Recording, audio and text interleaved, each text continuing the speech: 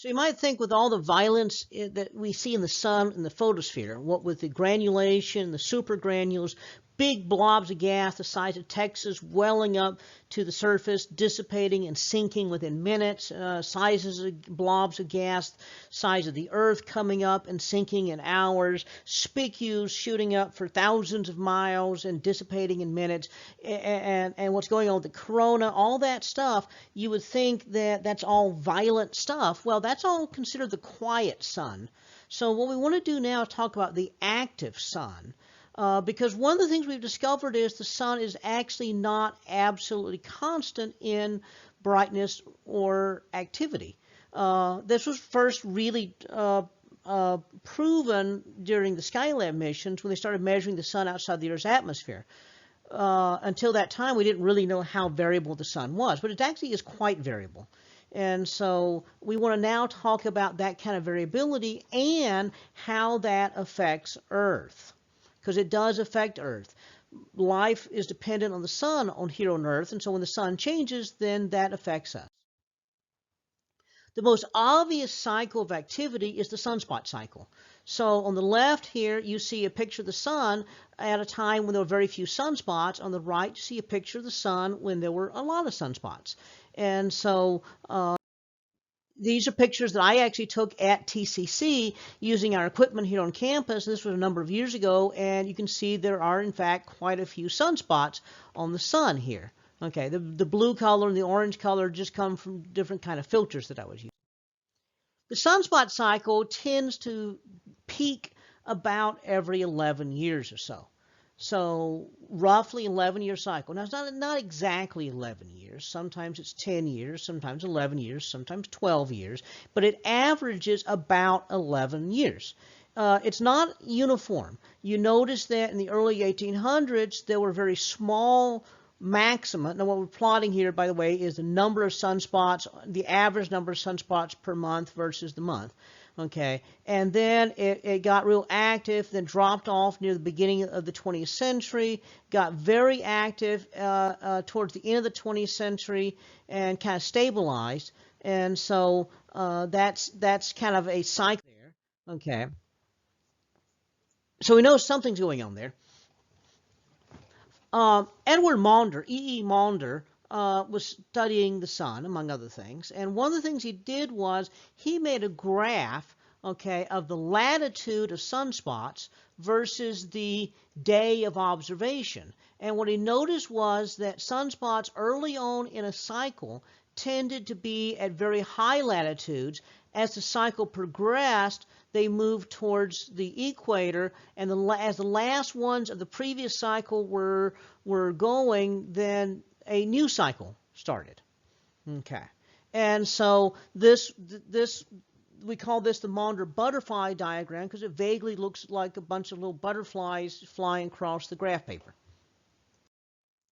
So here's a correlation of the Maunder butterfly diagram up here on the top and the corresponding sunspots down here. Now notice the sunspot peaks are numbered 1, 2, 3, 4, and so forth, and that has to do not number 12 sunspot peak or cycle is not the 12th one the sun's ever had. It's just the 12th one since they've been doing massive data collection. So that's what those numbers mean right there. So this is kind of a recent Maunder butterfly diagram in recent sort of years, and it works the same way as the rest. Now, Galileo Galilei was one of the first to point a telescope at the sun and start keeping records. And astronomers were kind of like lackadaisical for a little while keeping track of the sun. They looked at it now and then and recorded observations and recorded what they saw. But the really serious daily measurements of the sun really started in about 100 years after Galileo. And so from that point on, then we have much better data. And then about 150 years after Galileo is when they really started detailed monitoring sunspots and so forth. And so that's the first absolute complete cycle that we have. So we call that cycle 1, cycle 2, cycle 3, and so forth up to modern day cycles. We've recently just finished off the 24th cycle. Starting cycle 1, which is about right here, prior to that, you can go through individual data points. So starting about 1750 or so, they started this keeping track of this all at one spot, collecting all the data. Prior to that, different astronomers would just record what they saw separately. You can reconstruct what was happening at that time. And Maunder did that and realized that for a period of time in the mid to end of the 17th century, there was a period of time in which there were very few sunspots recorded. It was a big deal if someone saw a sunspot. Prior to that, then we seem to see this 11-year cycle, and then the sun quit doing stuff, and then it started picking up the 11-year cycle again, and then they started in earnest keeping the data in all one spot. That made, from that point on, keeping track of data easy. But Maunder did go back and he looked at this stuff before and said, okay, I think there's actually a period of time in which there was like an extended period of time there was practically no sunspot activity. Astronomer Dalton realized that right in the early 1800s there was a similar period in which reduced solar activity, and there was also a period of reduced solar activity beginning of the 20th century.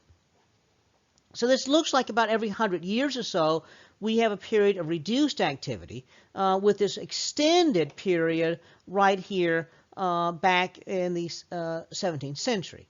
Now, the interesting thing about the Maunder minimum is that we can also see that towards the end of the 20th century that the peaks have been gradually decreasing. Okay, so we got the 23rd cycle here. This is the 24th cycle that we've just finished. Okay, and we're starting to see a few sunspots from the 25th cycle start to appear here. And so there's been a decrease here. So we're headed towards another minimum of some sort. Now, why does this matter? Besides just, being boring for astronomy students setting up telescopes and not seeing sunspots, minimum has another interesting thing. They realized when they had Skylab up that the solar activity related a whole lot to irradiance or energy from the sun. And so when they launched the Solar Max satellite, which remember that was designed just to study the sun, it was launched near solar maximum through solar minimum to the next solar maximum, what they found was that in fact that the irradiance, the energy we get from the sun is in fact very much related to sunspots. The fewer the sunspots, the less energy we get from the sun. The more the sunspots, the more energy we get from the sun. How does that affect us? Well, it turns out that one interesting thing that they correlated was hurricane intensity or typhoon intensity tended to be related to solar activity. They also found out that a couple interesting things, and that was as the sun became more active, and the light colored line here is the solar activity, another interesting thing happened, and that is that dark line that you see is a graphic you often see a whole lot, showing the average temperature of the Earth. So as the sun became more active, then the Earth tended to warm. During this period of time in which the Maunder minimum was occurring, this was sometimes known as the Little Ice Age. In parts of Europe, for example, you had cold fronts and advancing winter weather and so forth. The winters were longer, the summer was shorter, and the growing season was shorter. During the early 1800s, that was the period, the Dickinson winters, in which the English winters were portrayed as absolutely horrific. That was also about the time of the War of 1812 here in the United States, and winter played a major role in that war as well. And so we do see this trend right here. Now, but if you remember, my previous graphic showed that about where this graphic laid off, solar activity has been dropping, but temperatures still been rising.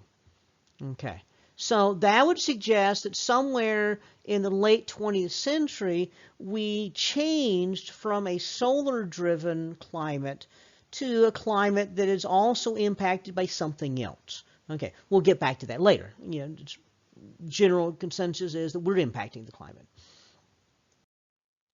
Here's a graphic here showing the from the Space Weather Prediction Center. I'll talk more about them later. This is the U.S. government-funded facility, and so it shows since from sunspot period cycle 1 onwards, it shows this activity, and you see it went up, went down in the early 1800s, went up, went down a little bit in the early 1900s. By the way, if you look at some of the coldest records kept in the DFW area, they go back to the early 1900s when there was this dip in solar activity.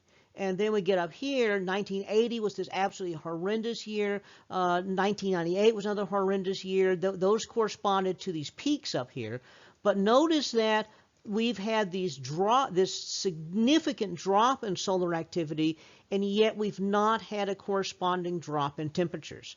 The best thing we can say is maybe temperatures have stopped rising as fast, but they're definitely not dropping the way they have in the past when the solar activity dropped off.